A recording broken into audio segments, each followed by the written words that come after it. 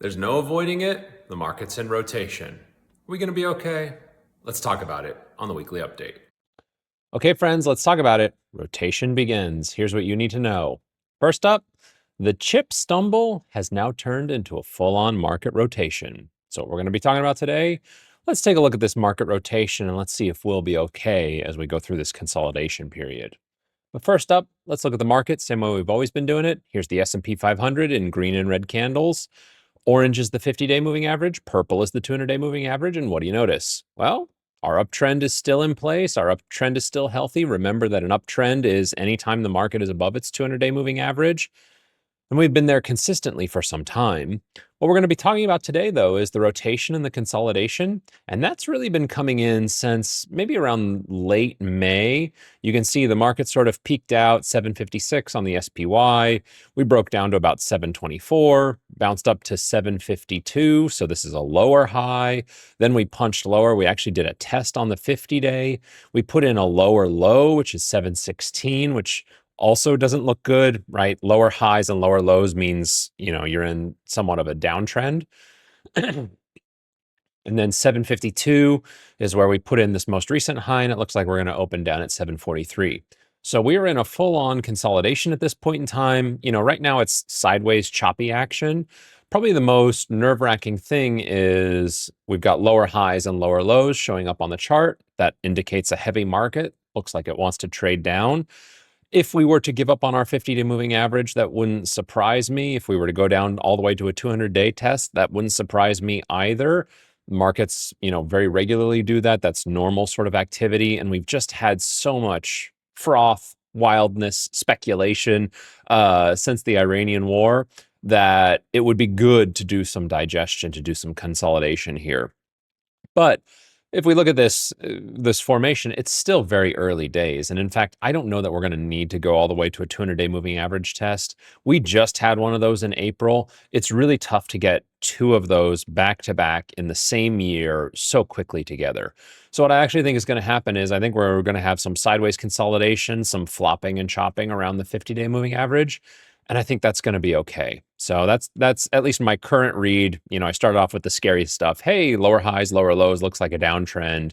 But I actually think this is going to be relatively benign. Some interesting things, though, if we look at the formation, volume has started to pick up again. If you'll remember when the market was going up, screaming higher every day, one of the things I said was the defect in our uptrend is volume was low. Volume is coming in stronger right now. So what that tells you is you can start to have more confidence about the market holding these levels as volume picks up, as more people start trading in the market. So things look good. We're well into a consolidation. Things look okay here. And I think we're going to consolidate. Where things don't look good, though, is I've pulled up the Korean markets, and all I've done here is this was the chart from last month. This is the chart updating to where we are today right now. And if you look at the development in these charts, last month where I talked about chips starting to crack, we looked at the Korean market and I said, this looks like the first crack. This might get nasty. If we were to update it to where we are today, you look at the Korean market, look at how it punched through its 50-day moving average with authority. This looks very dangerous to me. This looks like it absolutely wants to go lower. This looks like it absolutely, is going to do some sort of testing. I don't know. I mean, if we could get a 50-day moving average test, I think that would be good. I think it's going to end around maybe 6,800 or so, maybe in this gap here. But this is the chip space, and this has been the leadership. Last time we talked, I talked about, I was getting all these chip geniuses calling me up, recommending chip stocks and all sorts of things. And I think the chip space, very clearly now the cracks are starting to show. We are very clearly into rotation. This was a former leader that I do not believe is a leader any longer. And these businesses are okay. So like what's happening in the chip space, I'm not talking about their businesses. Micron just did an amazing quarter. NVIDIA has done fantastic quarters. Like the chip spend and the chip fundamentals and the chip businesses are fine. What is happening here and what is creating these formations is the speculation, the stock market side of things, how much leverage, how heavily people were investing in chips. That is the thing that is getting reset here. That is the thing that generates the market pain. So I'm not worried about any of their businesses. I'm worried about their stocks. And I'm worried about how much exposure, people, not us, but the market in general has to this area. In particular, Korean investors, since they, can get a little bit over their skis from time to time. Here's the way I'm looking at the market. So this is the last month. This is a market heat map. We've used heat maps before to tell us, hey, are things healthy? Are things bad? This is the last month. And what do you notice? Well, you notice the tech space is all bleeding. That's that rotation. That's that chip cracking. That's, all that we were talking about. That is well underway here. But why I have described this as a rotation and not a downtrend and not a market correction or anything like that is if you look at all this green. I mean, look at all this green on the screen. Healthcare has been fantastic in the last month. Industrials, financials, banks, REITs, materials, utilities. There's a lot of green on this chart. And so what this does is this is just more confirmation for how we invest. We take a very broad brush. We like to, cover indexes. We like exposure all over this heat map. And the reason why you do that is it smooths out the ups and downs.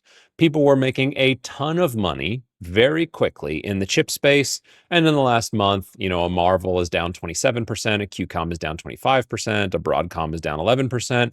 So in much the same way, just like how rapidly all that hot money, that fast money was made, all that hot and fast money is now being unmade. And that's why you stay balanced and diversified always.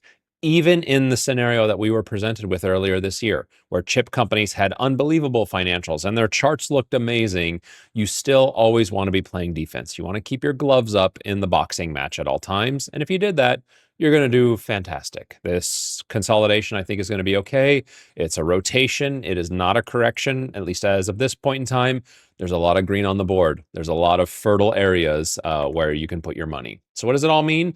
The chip cracks have now started a full market rotation. The S&P 500 is churning at these levels as new leadership is searched for. And I think, some of those bright green squares over the last month are going to be the new leadership going forward. The Korean stock index, a proxy for the chip space, looks particularly dangerous to me. And I think a lot of people are going to get hurt over there. That's not surprising. That's sort of like the history of the Korean stock market. And market heat maps show us that this rotation is healthy. We'll see how long the healthiness lasts. But for right now, what I think, because we just got done with the correction through the Iranian war, I actually think what we're going to see is a healthy sideways consolidation. I'm not worried here, despite, the numbers that I was just talking about, the drawdowns that we were seeing in the chip space, 25% is a big drawdown. That's very painful. Even with that, I'm not too worried here because the rotation, there are things that are making up for the selling pressure that's happening on the chip side. So there you go. That's the weekly market update. I'll see you next week for the news review. Take care. Okay, friends, that was the video. Hope you liked it. If you found it informative, good, entertaining, I'd love if you could scroll down here beneath the video and give me a like there. It helps us out with the algorithm. And then if you want to be notified first of anything new that we upload to the channel, if you come over here, click subscribe, you'll be the first to know as soon as we upload anything. Appreciate it. See you soon.